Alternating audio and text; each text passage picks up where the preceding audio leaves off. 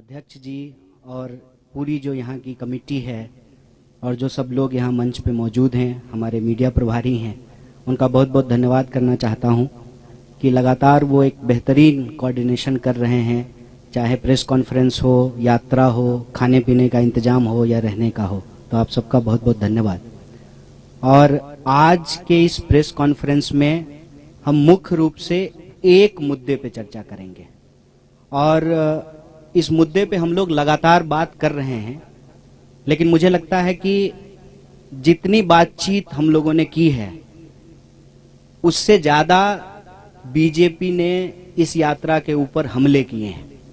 तो बार बार उन हमलों को लेकर के जवाब देना और उनके हमलों में सच्चाई क्या है और झूठ क्या है, इसका स्पष्टीकरण करना जरूरी है। तो आज के प्रेस कॉन्फ्रेंस का मुख्य जो सवाल है, जो मुख्य मुद्दा है, वो है भारत जोड़ो यात्रा के ऊपर आरएसएस बीजेपी के द्वारा किया जाने वाला हमला। अब हम यहाँ पे एक शब्द इस्तेमाल कर रहे हैं, आरएसएस और बीजेपी। ये शब्द हम इसलिए इस्तेमाल कर रहे हैं कि पिछले कुछ दिनों में हमने ये महसूस किया है कि एक बात भुलाने की, भटकाने की कोशिश की जा रही है। अक्सर आजकल चाय की दुकान पे, बसों में, ट्रेनों में, व्हाट्सएप ग्रुप पे एक चर्चा शुरू हुई है कि जब आरएसएस के लोग राहुल जी के ऊपर हमला नहीं कर रहे हैं तो राहुल जी बार बार आरएसएस का नाम क्यों ले रहे हैं। गुड़ का गाछ तो आरएसएस ही है ना। ऐसा तो हो नहीं सकता है कि आप गुड़ खाएं और गुलगुल्ले से परहेज करें। ये जो भ्रम की स्थिति पैदा की गई है, इसमें कुछ भी सच्चाई नहीं है। आरएसएस और बीजेपी में कोई फर्क नहीं है। बीजेपी जो हमला कर रही है वो हमले आरएसएस ही करवा रही है और इसको हम लोग अलग अलग तरीके से नहीं देखते हैं। हालांकि इस बात का जयराम जी ने भी स्वागत किया, हमारे पार्टी के तमाम वरिष्ठ नेताओं ने स्वागत किया कि राम मंदिर के पुजारी ने भारत जोड़ो यात्रा का स्वागत किया। तो इसका हम लोगों ने स्वागत किया कि बहुत अच्छी बात है। और हमने कहा कि जो लोग आना चाहते हैं, भारत जोड़ो यात्रा का दरवाजा सबके लिए खुला हुआ है। हमारे मन में किसी के प्रति कोई नफरत नहीं है, द्वेष नहीं है। जो लोग भी इस देश से प्यार करते हैं, इस देश के संविधान में उनको भरोसा है, इस देश की विविधता और एकता, जिसको कहते हैं यूनिटी एंड डाइवर्सिटी, और जो यूनिटी की डाइवर्सिटी में बिलीव करते हैं। सिर्फ इसकी बात नहीं है कि हमको डाइवर्सिटी में यूनिटी चाहिए, यूनिटी की डाइवर्सिटी को भी हमको रिस्पेक्ट करना पड़ेगा, क्योंकि हम इस दौर में जी रहे हैं जहां अलग अलग तरह के चॉइसेस हैं, अलग अलग तरह का लाइफ स्टाइल है। और ये जो हमारी विविधता है वो हमारा सबसे बड़ा स्ट्रेंथ है। और आप किसी भी एग्जाम्पल को उठा करके देख लीजिए। आप हमारे देश की हॉकी टीम को देख लीजिए, अभी हॉकी का वर्ल्ड कप होने वाला है, हॉकी का मैच चल रहा है। आप हमारी क्रिकेट टीम को उठा करके देख लीजिए, आप हमारे देश की ब्यूरोक्रेसी को उठा करके देख लीजिए, आप हमारी देश की सेना को उठा के देख लीजिए, आप हमारे देश के बिजनेस जो पर्सन्स हैं उनको देख लीजिए। हर फील्ड में हमारे पास डाइवर्सिटी है और ये हमारा सबसे बड़ा स्ट्रेंथ है। तो जो लोग भी इस देश की डाइवर्सिटी में बिलीव करते हैं, इस देश के मल्टीकल्चरलिज्म में बिलीव करते हैं, इस देश के कॉन्स्टिट्यूशन में बिलीव करते हैं, इस देश के लोग आपस में प्यार से रहें, इस भावना में भरोसा रखते हैं, जो लोग संविधान पर विश्वास रखते हैं, देश से प्यार करते हैं, वो सब लोग इस यात्रा में आ सकते हैं। लेकिन आप लोगों ने देखा होगा कि पिछले दिनों यह चर्चा बड़ी जोर शोर से चली। दो तरह के जो है न्यूज आने शुरू हुए। एक, जब मोहन भागवत जी का इंटरव्यू आया तो कुछ लोगों ने हेडलाइन इस तरह से बनाया कि राहुल गांधी का जवाब दिया मोहन भागवत जी ने, और कुछ लोगों ने यह चर्चा शुरू की कि आरएसएस तो स्वागत कर रही है यात्रा का, तो फिर आरएसएस के ऊपर जो है क्यों हमला किया जा रहा है। पहली, हम आरएसएस और बीजेपी को अलग अलग नहीं देखते हैं। हमारी समझदारी में आरएसएस जड़ है, बीजेपी उसका फल है। ये भ्रम हमारे मन में नहीं है। भले वो कहते हो कि हम सांस्कृतिक संगठन हैं, लेकिन उनकी पूरी की पूरी विचारधारा राजनीति पर आधारित है। और इस बात को हम यहां स्पष्ट करना चाहते हैं कि धर्म देश का है, सांप्रदायिकता देश का नहीं है। आरएसएस धर्म के प्रतीकों का इस्तेमाल करके सांप्रदायिक राजनीति कर रही है, उसका धर्म से कोई लेना देना नहीं है। जैसे दही दूध से बनता है, लेकिन दही दूध नहीं होता है, दोनों की प्रकृति अलग अलग होती है, नेचर अलग अलग होता है। कोई भी धार्मिक व्यक्ति किसी का खून बहाना, किसी को मारना, किसी के ऊपर हमला करना, नफरत फैलाना, इस तरह की चीजों का समर्थन नहीं करता है। धर्म के प्रतीकों का इस्तेमाल करके अगर राजनीति की जाती है, जब राज सत्ता और धर्म को मिलाया जाता है, तो वो धर्म नहीं है, वो राजनीति है। इसीलिए हमारी नजर में आरएसएस सांस्कृतिक संगठन नहीं है, सांस्कृतिक प्रतीकों का इस्तेमाल करती है अपने राजनीतिक लाभ के लिए। जैसे स्वयं उन्होंने कहा कि सनातन धर्म सबसे प्राचीन है, तो सनातन धर्म का डेट जो है वो 1925 से तो नहीं शुरू होता है, वो तो हजारों साल पुराना है। मतलब आरएसएस के बनने से पहले भी धर्म था और आरएसएस के बाद भी धर्म रहेगा।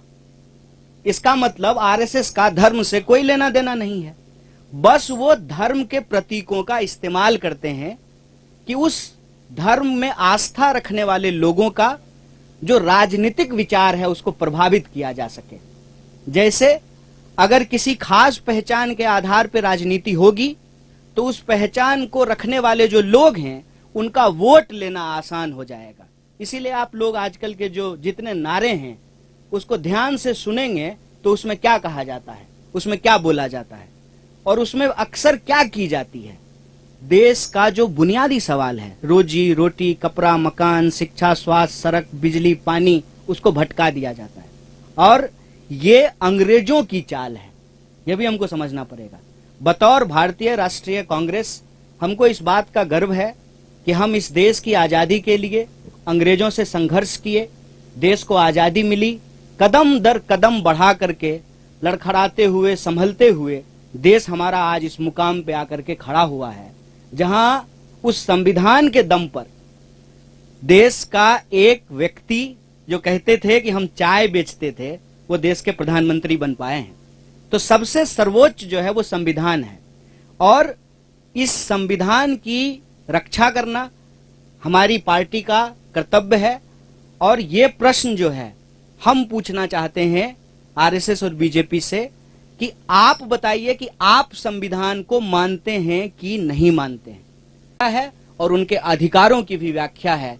तो इस संविधान के अनुसार जो नागरिक अधिकार हैं उसको बचाना, संविधान को बचाना भारतीय राष्ट्रीय कांग्रेस की प्राथमिकता है। भारत जोड़ो यात्रा, जैसा कि बार बार जयराम जी भी बोलते हैं कि हर बिंदु को लेकर के, चाहे वो राजनीतिक हो, आर्थिक हो, सामाजिक हो, हर बिंदु को लेकर के चल रही है।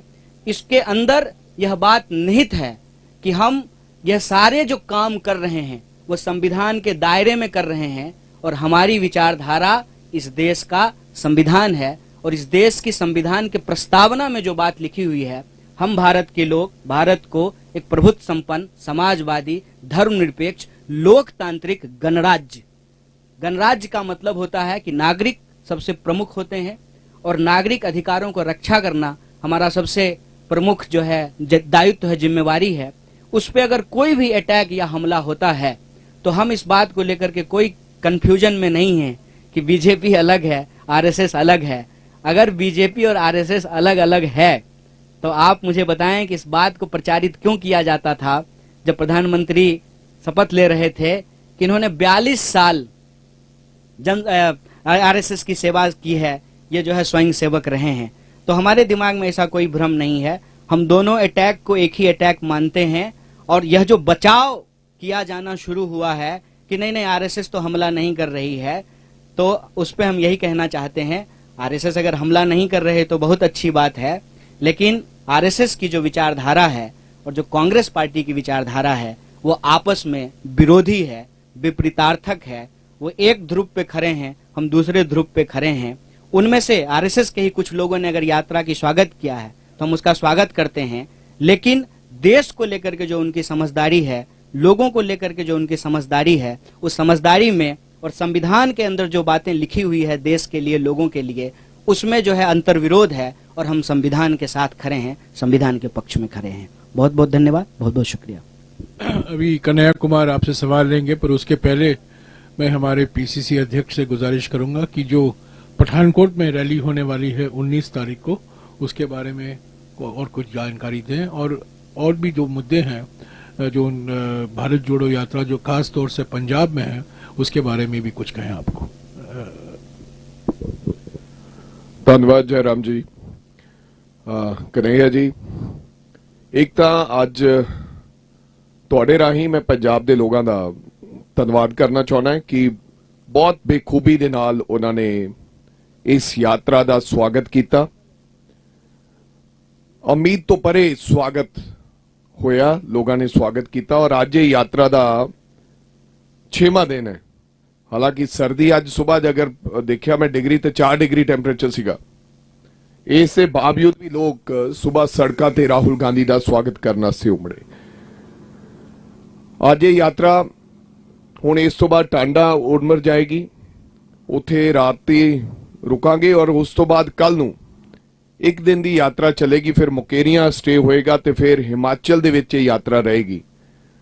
ते ठीक 19 तारीख नूं लगभग 11:30-12 बजे एक असी पठानकोट विखे रैली करांगे और रैली नूं संबोधन राहुल गांधी जी करनगे, और उस तो बाद ये यात्रा 6 किलोमीटर का आपदा जिहड़ा सफर तय करते हुए, यात्रा करते हुए फिर ये यात्रा जम्मू दे विच प्रवेश हो जाएगी। सो साथियों, इस यात्रा दे नाल मैं समझदा कि अज बहुत सारिया महिलावां भी राहुल गांधी जी नूं आके मिलियां। तमाम मुद्दों ते इस यात्रा दे नाल जिहड़े पंजाब दे लोग है, पंजाब दे पीड़ित लोग आ, उन्हां नूं बल मिलेगा। और बहुत सारे ऐसे मुद्दे है, ये यात्रा केवल राहुल गांधी जी यात्रा करके चले जाएंगे, उस तो बाद पंजाब प्रदेश कांग्रेस कमेटी इस यात्रा के मुद्दों नूं लैके असीं आउण वाले समय जिहड़े तमाम मुद्दे है पंजाब दे, उन्हां दी लड़ाई असीं निरंतर सड़कों ते आउण वाले समय लड़ांगे। और ये यात्रा जाण तो बाद जो 30 तारीख नूं समाप्त हो जाएगी, और विधान सभा दे विच भी इन्हां तमाम मुद्दों की असीं ये मुद्दे चकांगे ते लड़ाई लड़ांगे। सो मैं ज्यादा कुछ ना कहना होया, बहुत सारे ऐसे मुद्दे हैं, और इस यात्रा दे नाल कांग्रेस का वर्कर जिथे तकड़ा होया है, दब्बे मिद्दे कुचले उन्हां लोगां नूं इस गल दा बल मिलिया इस यात्रा दे नाल कि हुण साडी आवाज बुलंद करने वाला कोई व्यक्ति देश के अंदर हैगा।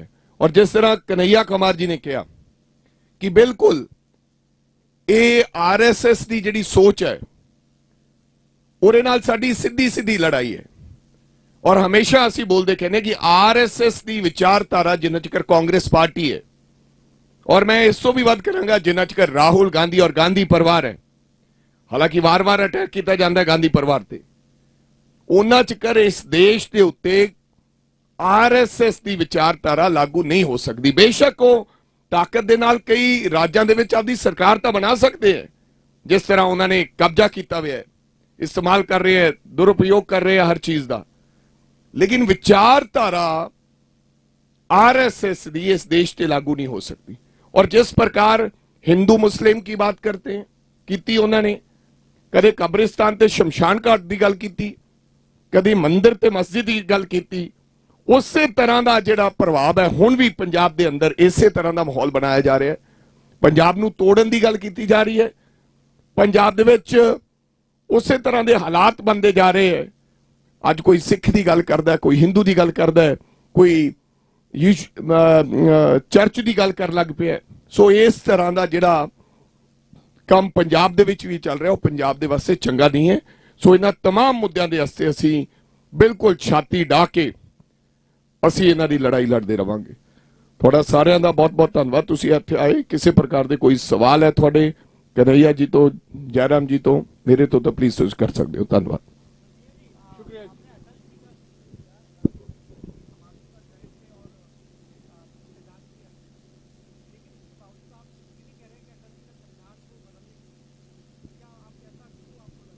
नहीं, ये मैंने आपको हिस्टोरिकल फैक्ट बताया है कि रिव्यू कमेटी बनाई गई थी जब वो प्रधानमंत्री बने थे। संविधान में संशोधन होते रहे हैं और अभी आप देख रहे हैं कि इसको लेकर के बहुत विवाद चल रहा है कि अभी जो है एक कॉन्स्टिट्यूशनल पोजीशन पे बैठे हुए व्यक्ति ने जो है स्टेटमेंट दिया, उसके बाद जो है ये बहस हो गई कि सॉवरेन क्या है, पार्लियामेंट सॉवरेन है कि कॉन्स्टिट्यूशन सॉवरेन है। तो अल्टीमेटली तो पार्लियामेंट कैसे फंक्शन करेगी ये बात भी तो कॉन्स्टिट्यूशन में लिखा हुआ है। तो कॉन्स्टिट्यूशन तो सबसे ऊपर है। संविधान में भी अगर आपको कोई रिव्यू करना है, उसमें कोई संशोधन करना है, और संविधान के कई संशोधन हुए हैं, उसकी